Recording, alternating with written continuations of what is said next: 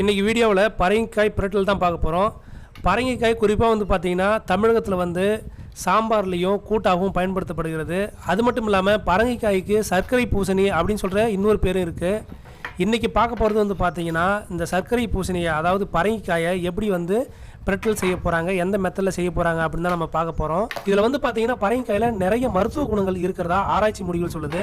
பரங்கிக்காய் தோல் மற்றும் கண் சம்பந்தமான நோய்களையும் போக்கக்கூடியது.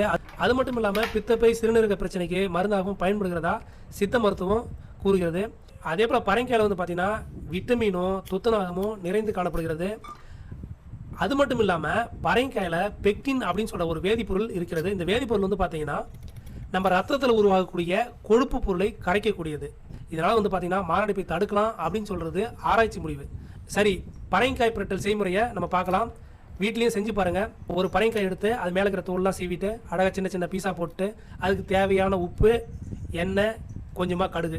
இந்த பரங்கிக்காய் பிரட்டலில் வந்து பார்த்திங்கன்னா தேங்காய் துருவலுக்கு பதிலாக நம்ம வந்து பார்த்திங்கன்னா வட தமிழ்நாடு ஆந்திரா பகுதியில் செய்யக்கூடிய அந்த ஸ்டைலில் தான் நம்ம பண்ண போகிறோம். என்ன அப்படின்னா கடலையை வந்து பார்த்திங்கன்னா நிலக்கடலையை நல்லா வறுத்துக்கிட்டு கூட 2 மிளகாய், காஞ்சி மிளகாவும் போட்டு வறுத்துக்கிட்டு அதை வந்து பொடி பண்ணி மேலாக தூவி கடைசியாக ஒரு பரட்டி எடுத்துடலாம். சாப்பிட்றதுக்கு ரொம்ப டேஸ்ட்டாக இருக்கும். உடம்புக்கும் நல்ல சத்து தரக்கூடியது, ஒரு நல்ல சிறந்த உணவு. ஆமாம், வீடியோவுக்கு லைக் பண்ணுங்கள், ஷேர் பண்ணுங்கள், கமெண்ட் பண்ணுங்கள், சப்ஸ்கிரைப் பண்ண மறந்துடாதீங்க.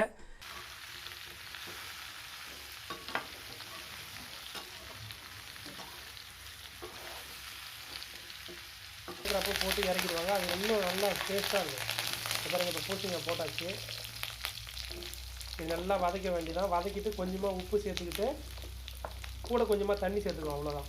தண்ணி அதிகமாக வைக்கக்கூடாது, கொஞ்சமாக தான் சேர்த்துக்கணும். ஒரு கிளாஸ் போதுமானது. தண்ணி அதிகமாக சேர்த்தா என்ன ஆகும்னா குழம்புன்னு போயிடும், சாப்பிட முடியாது. அது வந்து குழம்பு மாதிரி இருக்காது. அது வந்து பார்த்திங்கன்னா எப்படி சொல்கிறது, அது வந்து பார்த்திங்கன்னா அப்புறம் அல்வா கிண்ண மாதிரி ஆகிடும். அதனால் போதுமான தண்ணி 1 கிளாஸ் போதுமானது. நீங்கள் எவ்வளோ செஞ்சாலுமே 1 கிளாஸ் 2 கிளாஸ் தான், அதுக்கு மேலே போகக்கூடாது. ஏன்னா இதுவே வந்து தண்ணி இருக்கிற ஏன்னா இதுவே வந்து பார்த்திங்கன்னா தண்ணி அதிகமாக இருக்கிற காய் வகைகள் தானே. அதனால் வந்து பார்த்திங்கன்னா இது போட்டுட்டு கொஞ்சமாக தண்ணி சேர்த்துக்கணும். அதுக்கு விட்டுட்டு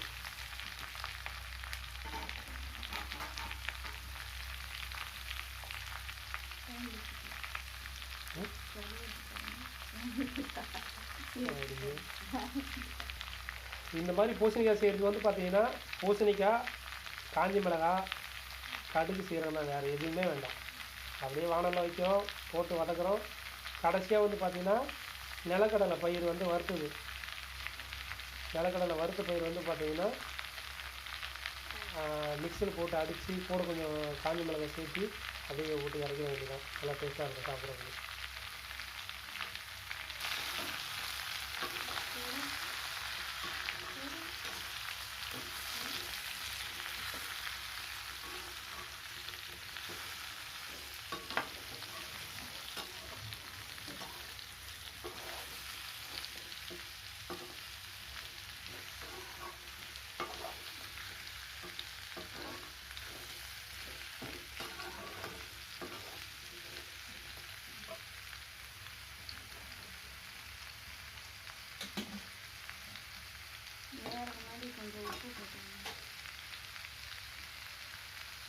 போடு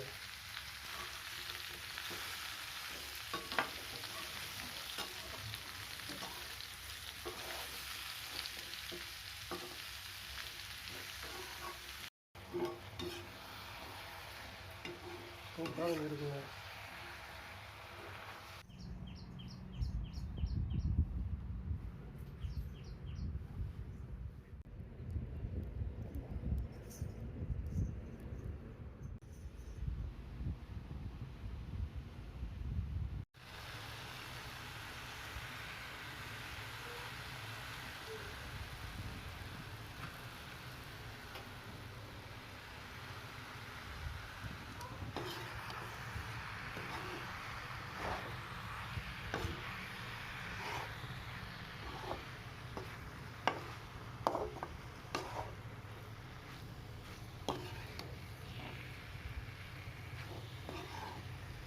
அவ்வளோதான், ரெடி ஆகிடுச்சு.